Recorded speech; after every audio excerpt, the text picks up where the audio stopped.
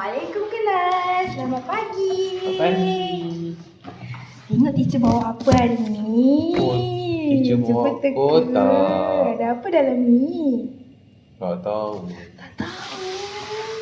Tengok teacher bawa kotak ada lubang. Semua orang dah makan ke? Dah. Makan apa hari ni? Makan buah. Makan buah? Makan buah pagi-pagi? Ya. Makan buah apa?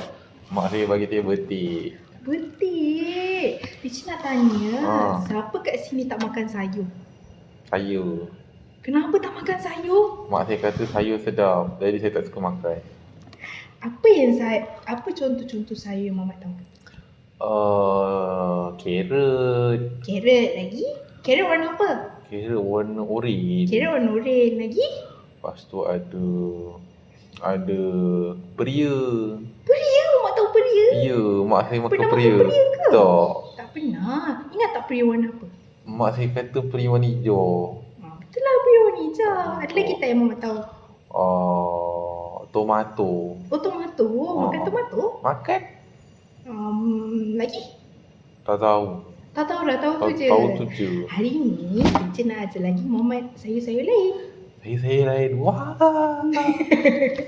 Okey, tengok kalau Mamat tengok kat depan kan ada kotak. Dekat kotak ni ada lubang. Teacher nak Mamat masuk tangan. Lepas tu tengok dalam ni ada sayur-sayur. Tengok Mamat dapat sayur apa. Contoh, okey?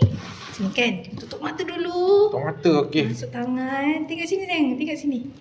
Masuk sini, masuk tangan. Apa-apa dapat apa ya? Kotak ni apa? Potato. Kan, potato. Potato. Cuba saya letak sini. Okey? Boleh tak Mama buat? Boleh?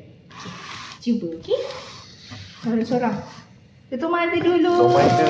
Masuk tangan. Okey. Tengok dapat apa? Sayur apa tu? Timun. Timun. Dapat timun. Lagi? Timun. Cuba lagi ke? Tutup mata. Tutup mata. Tak boleh tengok. Okey. Dapat tomato. Dapat tomato. Ada berapa dah? Ada 3. Ada 3. Cuba tengok ada lagi tak dalam ni? Cuba rasa. Ada. Ada apa? Ada peria. Peria. Tak sini lagi. Jadi ada? Ada 4. 4. Ada lagi tak dalam ni? Ada lagi tak? Ada. Ada teacher ada. Apa? Cuba apa? Ada carrot. Carrot. Ada lagi tak? Cuba tengok. Ada lagi. Nombor rasa lagi? Ada. Oh, ada lagi. Apa? Ada terung. Terung. Tengok ada lagi tak? Tak ada dah teacher. Tak ada. Ada berapa? Saya dekat depan. 1, 2, 3. Ada 6. Ada 6. Ni nama apa? Ni nama dia timun. Timun bahasa Inggeris tahu tak?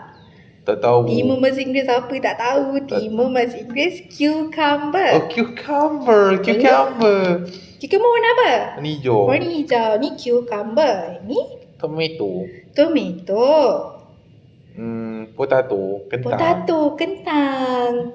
Ni kecil. Cumi-cumi ni. Peria. Ni Carrot. carrot bahasa Melayu apa? Carrot. Lobak merah. Oh, lobak merah. Yang ni? Terung. Okey, jadi hari ni kita nak buat aktiviti. Okey. Kita nak belajar macam mana nak eja nama sayur-sayur ni. Wah. Contoh macam tomato. Mamat tahu tak nak eja tomato macam mana? Tak tahu. Okey, jadi kita nak belajar hari ni. Ada berapa sayur semua? Ada 6. Kita nak belajar 6 nama-nama sayur ni. Kita nak ajar Mamat tulis juga nama-nama dia macam ni. Wah. Okey, jom kita buat aktiviti. Jom.